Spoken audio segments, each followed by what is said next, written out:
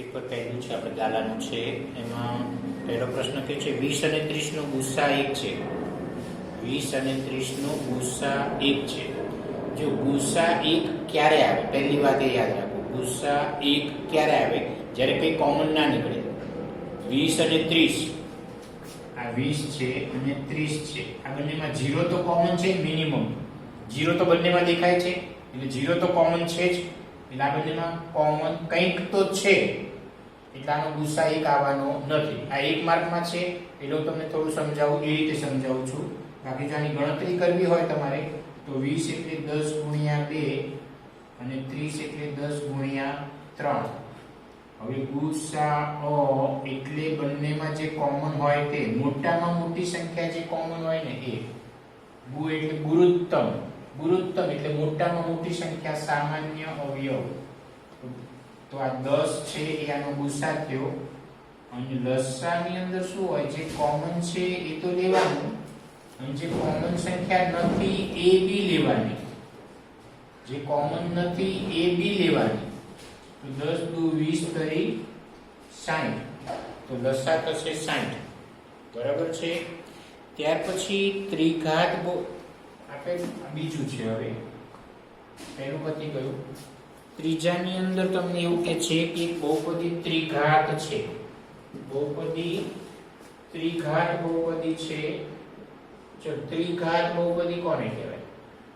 તો જે બહુપદીમાં મોટા મોટી ઘાત 3 હોય, જે બહુપદીમાં મોટામાં મોટી ઘાત 3 હોય એને ત્રિઘાત બહુપદી કહેવાય. તો ત્રિઘાત બહુપદીને વાસ્તવિક શૂન્યો 3 છે એવું કહે છે. આ ત્રિઘાત બહુપદી છે એને 3 વાસ્તવિક શૂન્ય છે એવું આપણને કીધું છે. વાક્ય સાચું છે કે ખોટું એ તમારે જણાવવાનું છે. બરાબર છે. તો સાંભળો, સુરેખ બહુપદી હોય, સુરેખ બહુપદી એટલે જે બહુપદીમાં મોટા મોટી ઘાત 1 હોય. કોને સુરેખ બહુપદી કહેવાય? જેમાં મોટામાં મોટી ઘાત 1 હોય એને સુરેખ બહુપદી કહેવાય. દ્વિઘાત બહુપદી એટલે જેની મોટામાં મોટી ઘાત 2 હોય એને દ્વિઘાત બહુપદી કહેવાય. ત્રિઘાત બહુપદી એટલે જે બહુપદીમાં મોટામાં મોટી ઘાત 3 હોય એને ત્રિઘાત બહુપદી કહેવાય. ઓકે. સુરેખ બહુપદીને એક જ શૂન્ય હોય.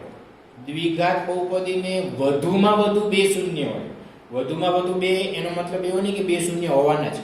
2 શૂન્ય હોય બી ખરી, 1 શૂન્ય બી હોય, 1 શૂન્ય બી ના હોય, એવું બી બને. બરાબર છે.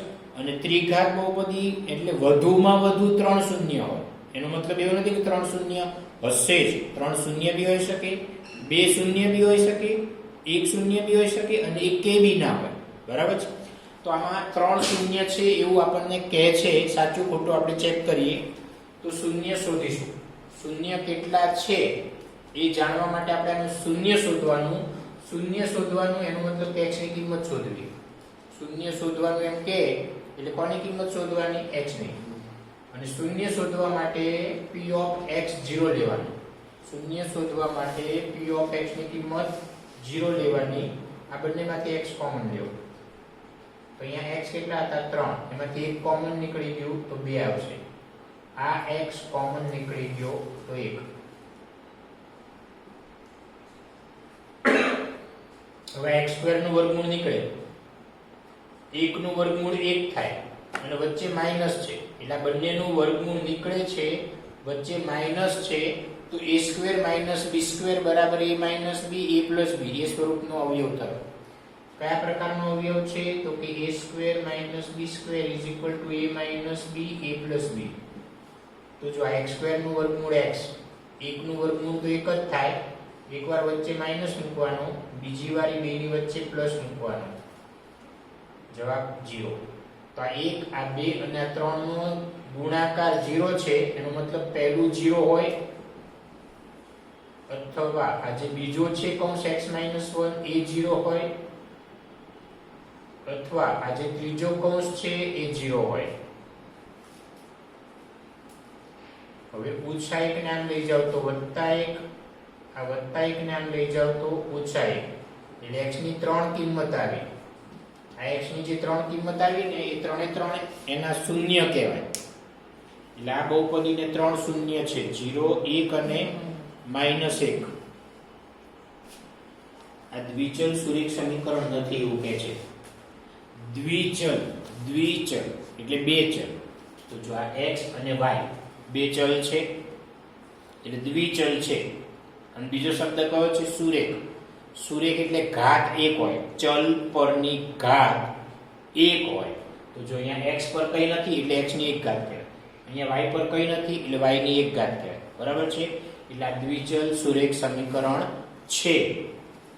ત્યાર પછી ચોથો પ્રશ્ન એવું કહે છે કે દ્વિઘાત સમીકરણ ax² + bx + c = 0 જ્યાં a 0 નથી, a b c વાસ્તવિક સંખ્યા છે, એનો વિવેચક શોધવાનું સૂત્ર. તો દ્વિઘાત સમીકરણનો વિવેચક શોધવાનું સૂત્ર આ છે. d = b² - 4ac છે. તમને પ્રશ્નમાં પ્લસ આપ્યું છે, પ્લસ આવે નહીં. શું આવશે? માઈનસ. આ એનું સાચું સૂત્ર છે. d એટલે વિવેચક. બરાબર છે? ax² + bx + c આ દ્વિઘાત અને બરાબર 0 હોવું જરૂરી છે. તો આ દ્વિઘાત સમીકરણનું પ્રમાણિત સ્વરૂપ થયું. a એટલે કોની કિંમત? x² ની જોડે જે સંખ્યા હોય ને એ a ની કિંમત. b એટલે કોની કિંમત? x ની જોડે જે સંખ્યા હોય એ b ની કિંમત થઈ. c એટલે અચળ પદ જેમાં x² કે x નથી એટલે અચળ પદને c કહેવાય. એ અહીંયા બરાબર છે.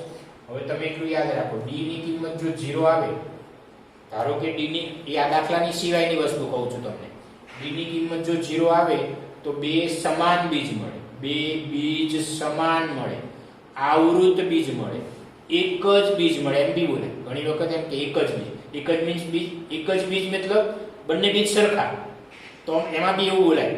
બરાબર? તો બે સમાન બીજ મળે, આવૃત બીજ મળે. અને આ d0 આવે ક્યારે? d = 0 આવે ક્યારે? જ્યારે પૂર્ણ વર્ગ પદાવલી હોય ત્યારે. પૂર્ણ વર્ગ પદાવલી હોય ત્યારે d0 આવે. તો હવે સવાલ એ થાય કે પૂર્ણ વર્ગ પદાવલી કોને કહેવાય?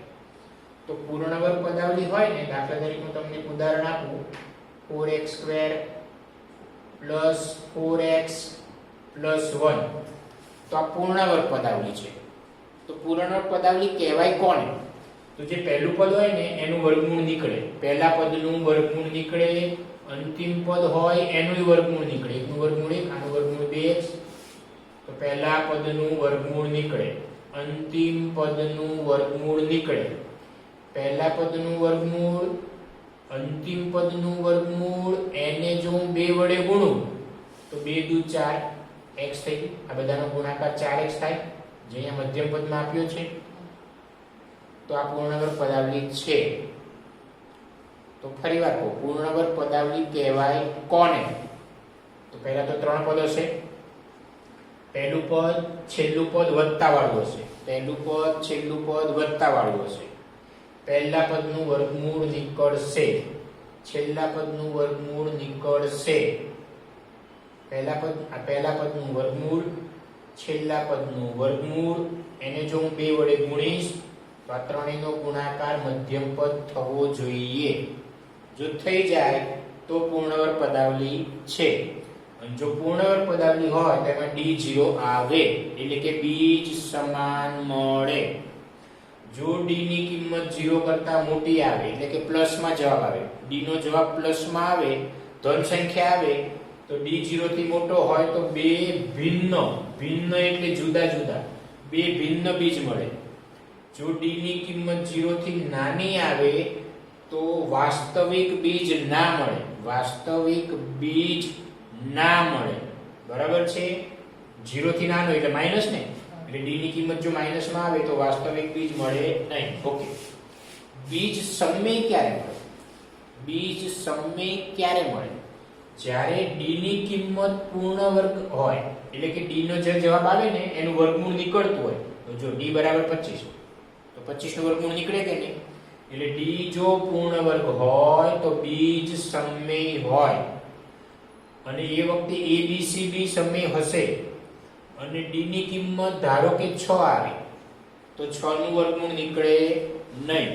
એટલે d પૂર્ણ વર્ગ ના હોય તો બીજ અસમય મળે. આપણે આનો ગુસ્સા શોધવાનો છે. આનો ગુસ્સા કેટલો છે? તો તો ગુસા કે લસા શોધતી વખતે આપણે એના અવિભાજ્ય અવયવ પાડવા પડે. ગુસા લસા શોધતી વખતે અવિભાજ્ય અવયવ પાડવા પડે. તો 122 નો છેલ્લો આંકડો 2 છે ને, 122 નો છેલ્લો આંકડો 2 છે, જે બેકી છે, એટલે 2 વડે ભાગો. તમે આને 2 વડે ભાગો તો 61 થાય, કારણ કે 2 6 12, 2 1 2. હવે 61 ના અવયવ ના પડે, એટલે આ ક્રિયા પતી ગઈ. હવે 20 ને 2 વડે ભાગો તો 2 ગુણ્યા 10, 10 ના હજી ભાગ પડશે. 10 એટલે 2 પંચા 10. તો હવે 2 2 ને 5, જેના કોઈ ફરી પાછા ભાગ પડશે નહીં, એટલે આ અવિભાજ્ય અવયવમાં રૂપાંતર થઈ ગયું. પછી શું કરવાનું? અવિભાજ્ય અવયવમાં રૂપાંતર થઈ જાય પછી અવિભાજ્ય જે સંખ્યા આવી ને એને ઘાતના સ્વરૂપમાં બતાવવાની. તો જો અહીંયા 2 કેટલી વાર છે? 2 વાર, એટલે 2 નો વર્ગ ગુણ્યા 5. એટલે જે ફાઇનલ જે અહીંયા આન્સર આવ્યો ને એના ઉપર આપણે આ બોક્સ કર્યું, એટલે હવે આપણું ધ્યાન આના ઉપર જ જવું જોઈએ. તો ચલો ગુસ્સાની અંદર શું કરવાનું? ગુસ્સા.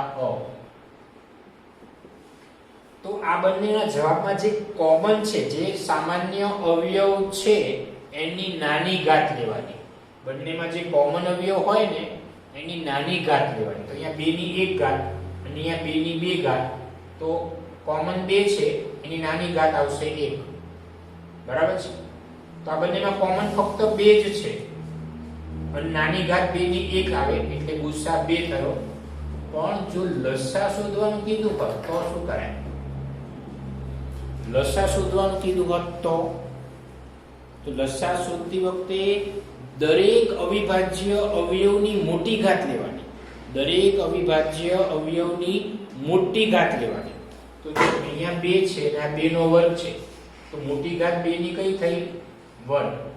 પછી 61 અને 5 થયું.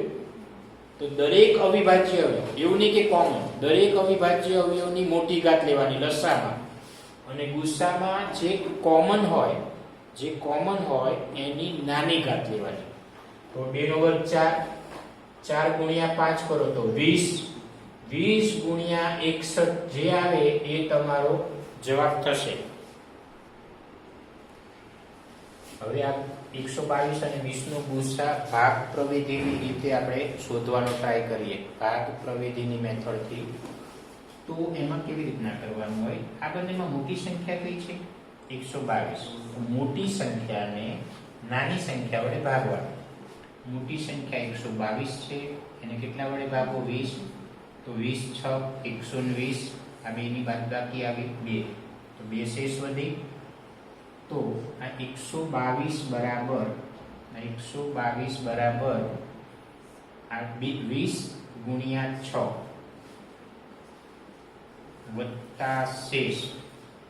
તમને ખ્યાલ હશે કે આને a કહેવાય, આને આપણે b દ્વારા દર્શાવીએ છીએ, આને આપણે q દ્વારા દર્શાવીએ છીએ, અને આ જે છે એ r છે, જેને શેષ કહેવાય. અને ભાજક,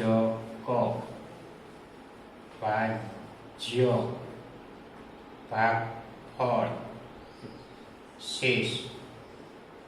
તો 122 એટલે કે આ a ઓરિજિનલ સૂત્ર આ છે, a બરાબર b ગુણ્યા q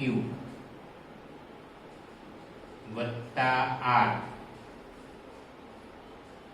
આ સૂત્ર છે. એટલે કે આ b આનો અને આનો ગુણાકાર કરો, એનો જે જવાબ આવે એમાં શેષ ઉમેરો તો તમને 122 મળી જાય.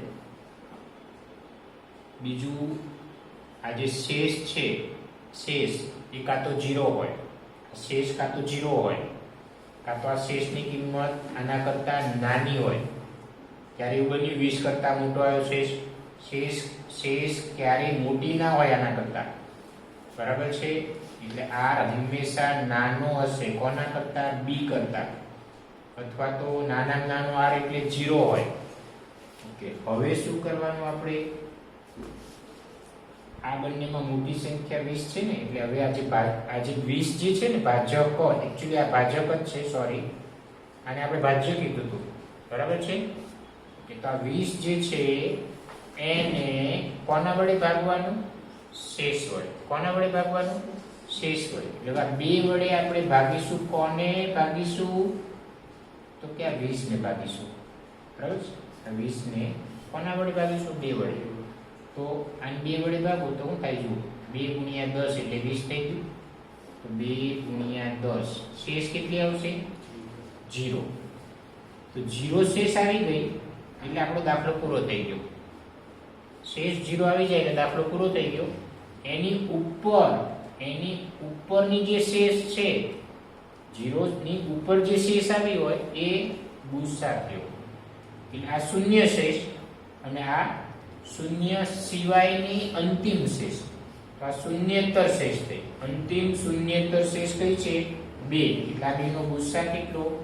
2. તો આ ભાગ પ્રવિધિ મેથડ થઈ. એ રીતે હવે છઠ્ઠો દાખલો આ છે. આની અંદર આપણે આને પ્રમાણિત સ્વરૂપમાં લખવાનું છે. આ સમીકરણને પ્રમાણિત સ્વરૂપમાં લખવાનું છે. એમાં જો x અને y આવે છે, x અને y આવે છે એટલે બે ચલ છે. x અને y છે એટલે બે ચલ છે. એટલે આને અને x પર એક ઘાત, y પર એક ઘાત. એટલે આને દ્વિચલ સુરેખ સમીકરણના પ્રમાણિત સ્વરૂપમાં બતાવવાનું. બરાબર છે? તો દ્વિચલ સુરેખ સમીકરણનું પ્રમાણિત સ્વરૂપ કયું છે? તો કે ax by c બરાબર 0. આ દ્વિચલ સુરેખ સમીકરણનું પ્રમાણિત સ્વરૂપ છે. એટલે તમારે આ સ્વરૂપની અંદર સમીકરણને ફેરવવાનું છે. પહેલા x વાળું આવે, પછી y વાળું આવે, પછી સંખ્યા આવે. બરાબર છે? તો આ 2 અને 3 એટલે છેદમાંથી સંખ્યા કાઢવાની. છેદમાં સંખ્યા હોવી જોઈએ નહીં. તો 2 અને 3, તો 2 અને 3 અવિભાજ્ય છે. 2 અવિભાજ્ય, 3 અવિભાજ્ય, એટલે આ 2 છેદ અવિભાજ્ય છે. તો અવિભાજ્ય સંખ્યાનો ગુણાકાર કરવાનો. તો 2 તરી 6 એટલે આનો લસા 6 થયો. 2, 3 બંને અવિભાજ્ય છે. એટલે આપણે આનો લસા કેટલો થાય? 6. એટલે બધાને 6 વડે ગુણીશું. પહેલાને 6 વડે ગુણો, બીજાને બી 6 વડે ગુણો, ત્રીજાને પણ 6 વડે ગુણો. એટલે 2 તરી 6 એટલે 3x, 3 દુ 6 એટલે ઓછા 2y, 5 6 30. પ્રમાણિત સ્વરૂપમાં લખવાનું છે. એટલે 30 ને બરાબરની આગળ લાવો તો પ્લસ છે માઈનસ થઈ જાય. તો આ દ્વિચલ સુરેખ સમીકરણનું પ્રમાણિત સ્વરૂપ થયું. પછીનો પ્રશ્ન 7માં એવું કહે છે કે વિવેચકનું મૂલ્ય ખાલી જગ્યા હોય તો દ્વિઘાત સમીકરણના બે ભિન્ન અને વાસ્તવિક ઉકેલ મળે. બે ભિન્ન એટલે અલગ અલગ. બે ભિન્ન વાસ્તવિક ઉકેલ ત્યારે મળે જ્યારે વિવેચકની કિંમત 0 થી મોટી હોય. d એટલે વિવેચક. d ની કિંમત 0 થી મોટી હોય. 0 થી મોટી એટલે ધન. એટલે d ની કિંમત જો ધન હોય તો બે ભિન્ન બીજ મળે. ત્યાર પછીનો 8મો પ્રશ્ન એવું કહે છે કે સમાંતર શ્રેણીમાં n મું પદ શોધવાનું સૂત્ર કયું? સમાંતર શ્રેણીનું n મું પદ શોધવાનું સૂત્ર a n - 1 * d. આ સમાંતર શ્રેણીનું n મું પદ શોધવાનું સૂત્ર છે. બરાબર છે? હવે સમાંતર આપતી ગયો પ્રશ્નનો જવાબ. હવે બીજા તમને એક્સ્ટ્રા સૂત્ર કહું છું. સમાંતર શ્રેણીના n પદનો સરવાળો. સમાંતર શ્રેણીના પ્રથમ n પદનો સરવાળો. સરવાળો એટલે s. તો Sn બરાબર n/2 2a + n - 1 * d. n સમાંતર શ્રેણીના પ્રથમ n પદનો સરવાળો શોધવાનું સૂત્ર. તો આ d એટલે સામાન્ય તફાવત. તો સામાન્ય તફાવત આપ્યું હોય તો આ સૂત્ર વાપરવાનું. પણ ધારો કે તમને અંતિમ પદ આપ્યું હોય અને n પદનો સરવાળો શોધવું હોય તો આ સૂત્ર ઈઝી પડે. Sn બરાબર n/2 કૌંસમાં a + n. Sn બરાબર n/2 કૌંસમાં a + n. તો પ્રથમ n પદનો સરવાળો શોધવાનું સૂત્ર થાય. n એટલે અંતિમ પદ, a એટલે પ્રથમ પદ. ત્યાર પછી સમાંતર શ્રેણીના પહેલી n પ્રાકૃતિક સંખ્યાનો સરવાળો. n પ્રાકૃતિક સંખ્યા. તો n પ્રાકૃતિક સંખ્યા એટલે 1 2 3 4 5 આ બધી પ્રાકૃતિક સંખ્યાનો સરવાળો. તો આનો સરવાળો શોધવાનું સૂત્ર Sn બરાબર n * n + 1 upon 2. પ્રથમ n પ્રાકૃતિક સંખ્યાનો સરવાળો શોધવાનું આ સૂત્ર છે. પછી 1 3 5 7 9 તો આ બધી કઈ સંખ્યા થઈ? એકી સંખ્યા. આ બધી એકી સંખ્યા છે. એકી અથવા અયુગ્મ. અને એકી બી કહેવાય, અયુગ્મ બી કહેવાય.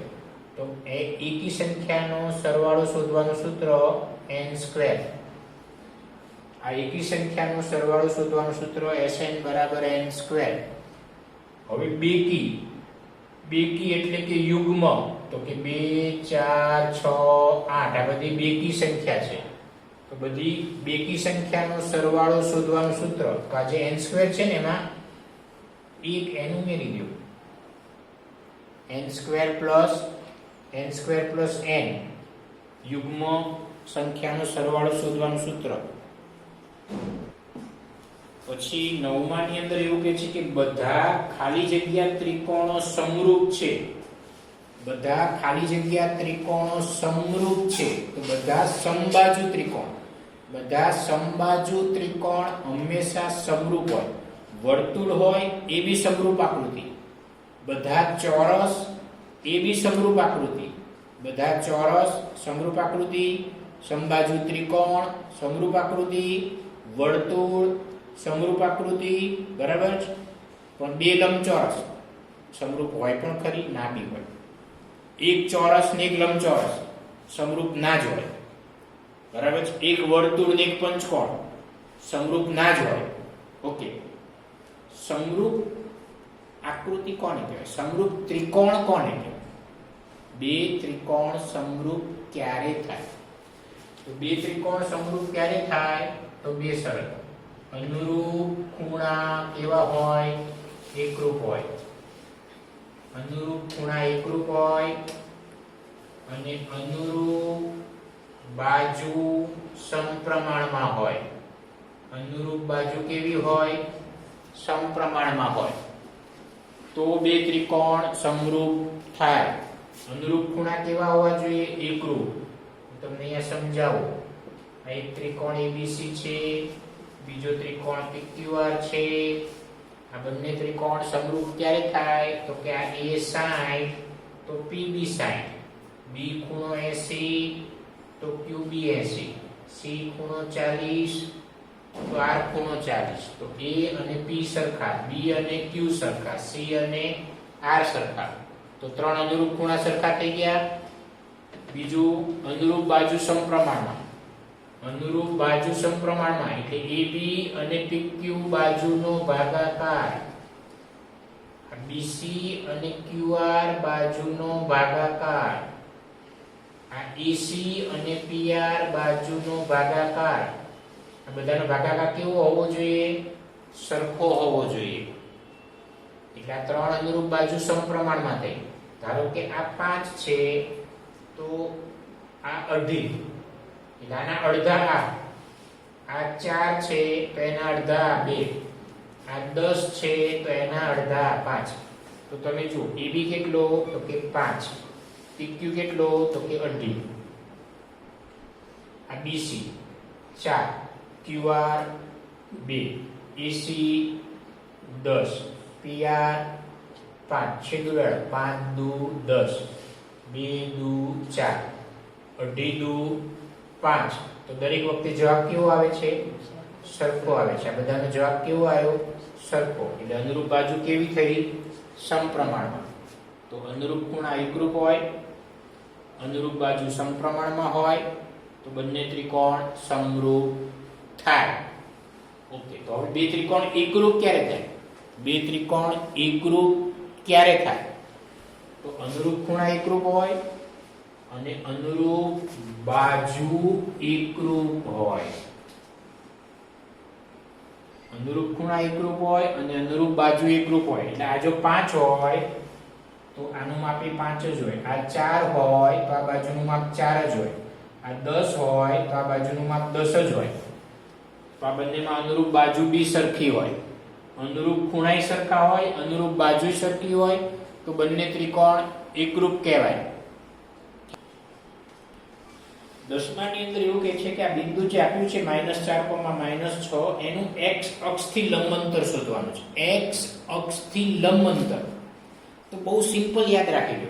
x અક્ષથી લંબ અંતર એટલે ધન y યામ. x અક્ષથી ધન અંતર એટલે આ y યામ જે હોય ને એ માઈનસ હોય જગ્યાએ શું લઈ લેવાનું પ્લસ. તો આનું x અક્ષથી ધન અંતર કેટલું હોય 6. હવે આ જ ક્વેશ્ચનમાં તમને એવું હોય કીધું હોય કે આનું y અક્ષથી અંતર કેટલું આ બિંદુનું.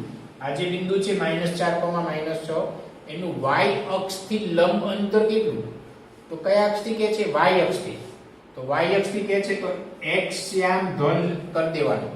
ધન x યામ જેટલું. તો -4 નું થઈ જાય +4. એટલે આ બિંદુનું y અક્ષથી લંબ અંતર કેટલું? તો કે 4. આ જ બિંદુનું x અક્ષથી લંબ અંતર કેટલું? તો કે 6. હવે આપણે પ્રેક્ટિકલી સમજીએ. આ x યામ છે -4, આખી x અક્ષ છે, આખી y અક્ષ છે. આ બાજુ x યામ પ્લસ આવે, આ બાજુ x યામ માઈનસ આવે, ઉપર y યામ પ્લસ, નીચે y યામ માઈનસ. અહીંયા x યામ કયો છે? -4. તો x યામ -4 અહીંયા અને y યામ -6. તો y યામ -6 અહીંયા.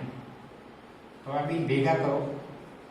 -4 થી લંબ અને -6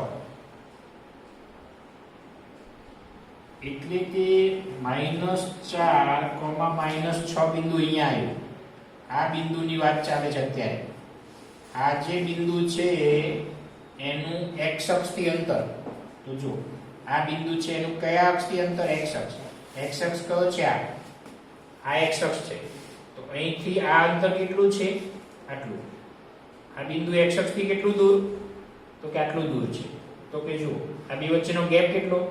તો અહીંયા જાઓ, અહીંથી આમ સીધા જાઓ, અહીંયા 0 આવ્યો અને અહીંયા -6 છે. તો 0 થી -6 અંતર તો 6 જ થયું ને. અંતર માઈનસમાં ના હોય.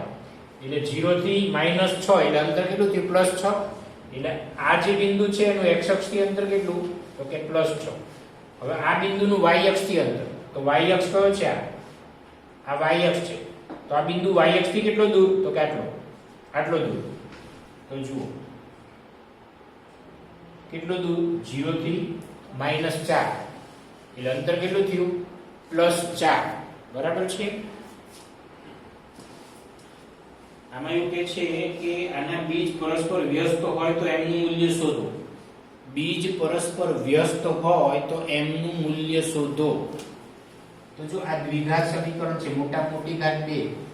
બીજ વ્યસ્ત હોય તો એક નિયમ યાદ રાખો. બીજ વ્યસ્ત ક્યારે હોય? જ્યારે a c હોય.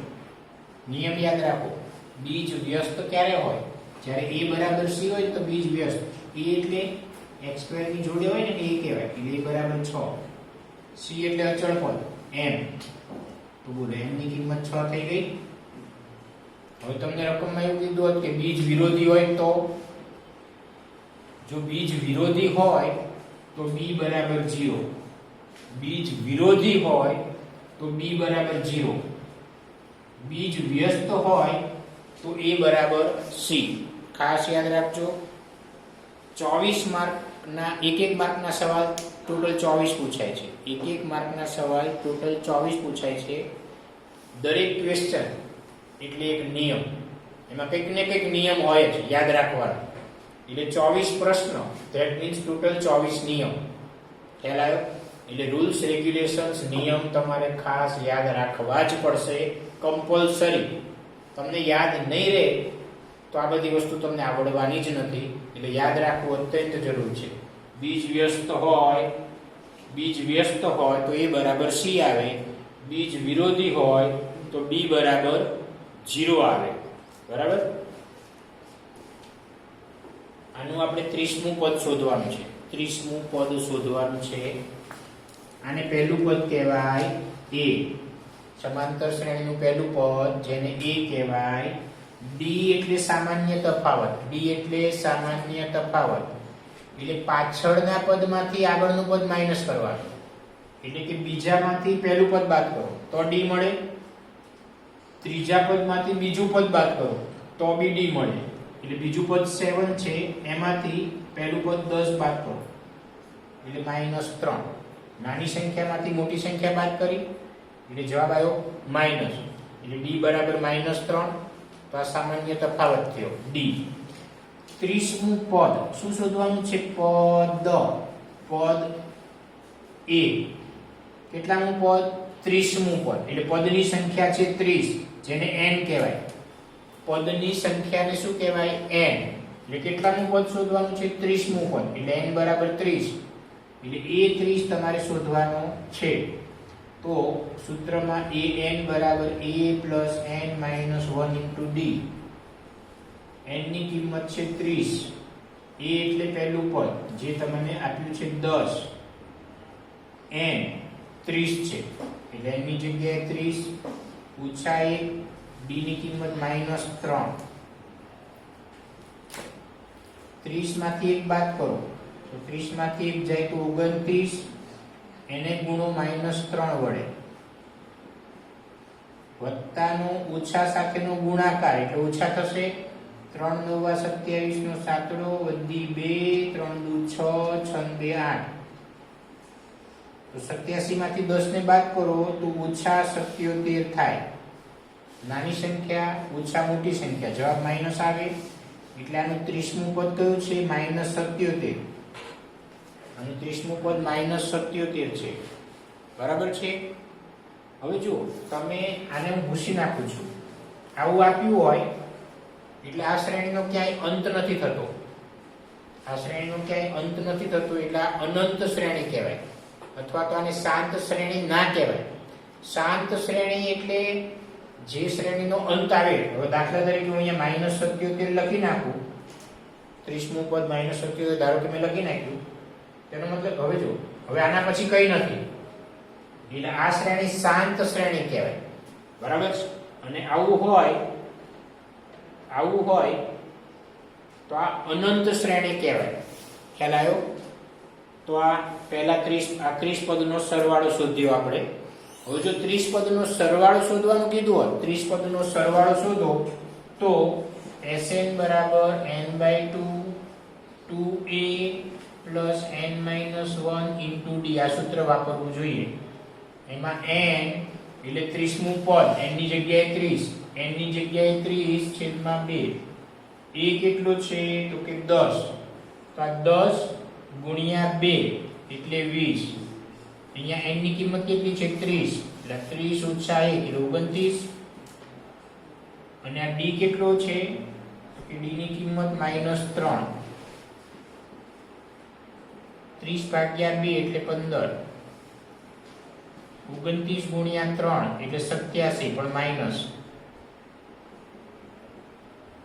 7 માંથી 2 બાદ કરો તો 7. 8 માંથી 2 બાદ કરો તો 6. જવાબ માઈનસમાં. કેમ? કારણ કે નાની સંખ્યા ઓછા મોટી સંખ્યા એટલે માઈનસમાં જવાબ આવે. તો આ બેનો જે ગુણાકાર આવે એ તમારો જવાબ થયો. 13મા ની અંદર એવું કહે છે કે હંમેશા સમરૂપ હોય એવી બે આકૃતિના ઉદાહરણ આપો. 13મો પ્રશ્ન. હંમેશા સમરૂપ હોય એવી બે આકૃતિના ઉદાહરણ આપો. તો બે વર્તુળ તમે દોરો. બે વર્તુળ દોરવાના.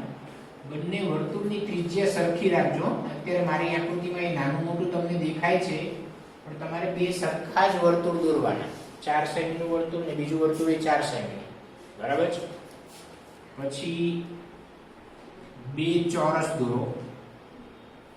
આનું માપ 3 છે, આનું માપ એટલે આની બધી બાજુનું માપ 3 જ છે.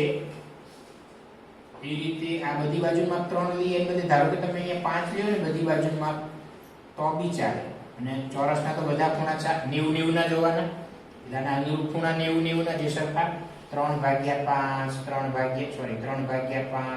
3/5 એટલે આની અનુરૂપ બાજુનું માપ એ સમપ્રમાણમાં થવાના. એટલે આ બે ચોરસ હંમેશા સમરૂપ હોય. બે વર્તુળ હંમેશા સમરૂપ હોય. બે સમબાજુ ત્રિકોણ બે ત્રિકોણ સમબાજુ છે. એ બી હંમેશા સમરૂપ હોય. ધારો કે આ ત્રિકોણ છે એની ત્રણેય બાજુનું માપ સરખા પણ 2. આ ત્રિકોણ છે એની ત્રણેય બાજુના માપ સરખા, ધારો કે 5. પણ ત્રણેય બાજુ સરખી એટલે સમબાજુ કહેવાય. સમબાજુનો મતલબ એના ત્રણેય ખૂણા સરખા હોય. સમબાજુ ત્રિકોણના ત્રણેય ખૂણા 60 ના જ હોય.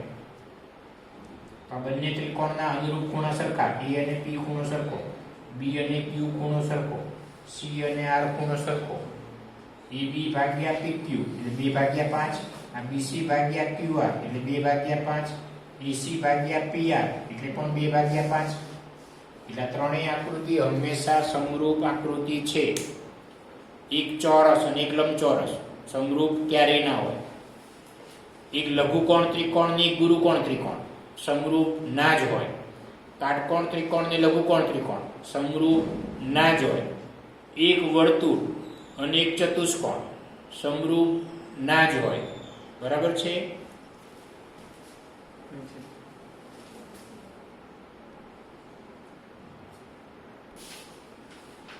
eight sec square theta ઓછા 8 tan square theta ની કિંમત કેટલી?